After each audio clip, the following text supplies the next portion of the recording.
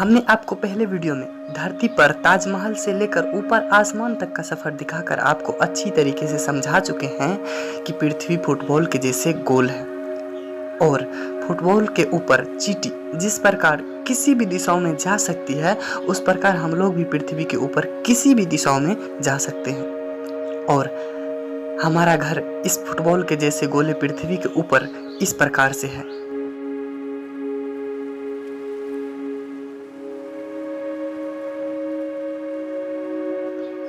पृथ्वी से थोड़ा और दूर जाते हैं तो चांद भी नजर आने लगता है। चांद और पृथ्वी दोनों फुटबॉल के जैसे गोल है और हवा में अटका हुआ है।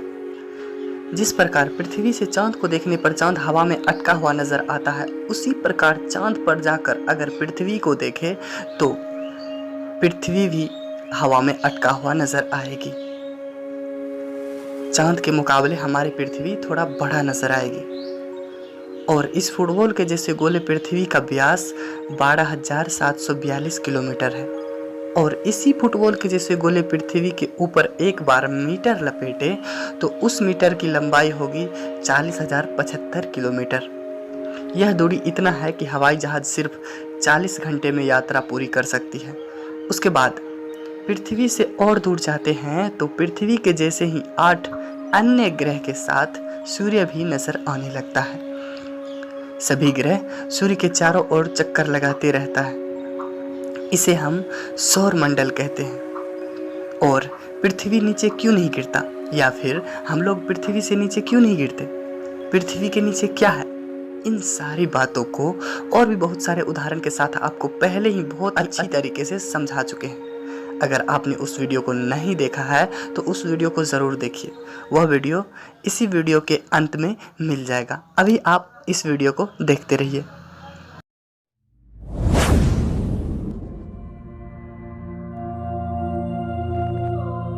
यह है हमारा सौरमंडल और सौरमंडल के बीच स्थित है हमारा सूर्य और सभी ग्रह सूर्य के चारों ओर चक्कर लगाते रहते हैं। और इस सौरमंडल के जैसे बहुत सारे सौरमंडल हैं और हमारा जो सूर्य है वह एक प्रकार का तारा ही है और तारा एक प्रकार का सूर्य ही होता है।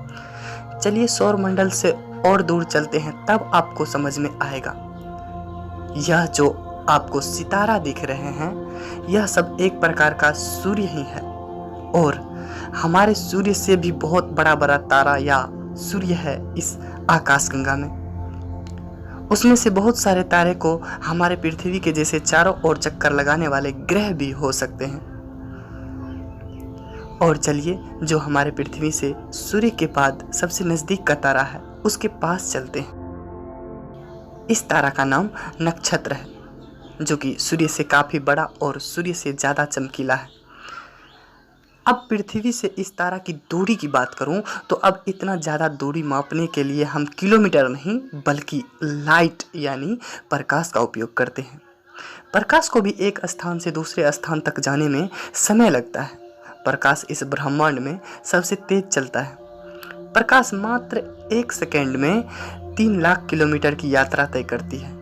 अब अगर हम प्रकाश की सहायता से दूरी को मापे तो चांद से पृथ्वी तक प्रकाश आने में 1.25 सेकेंड लगते हैं और सूर्य से पृथ्वी तक प्रकाश आने में 8 मिनट का समय लगता है। और सूर्य के बाद जो सबसे नज़दीक का तारा है उससे हमारी पृथ्वी तक प्रकाश आने में 4 वर्ष समय लग जाते हैं। आप इससे अंदाज़ा लगा सकते हैं कि कितना दूर है हमसे तारा।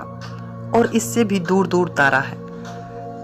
तारा हमसे काफ़ी दूर होते हैं इसलिए बहुत छोटा नजर आता है। तारा इस आकाशगंगा में समान रूप से सभी जगह फैले हुए हैं। अगर इस तारा की झुंड से और दूर जाएं तो हमारा पूरा का पूरा आकाशगंगा दिखने लगेगा।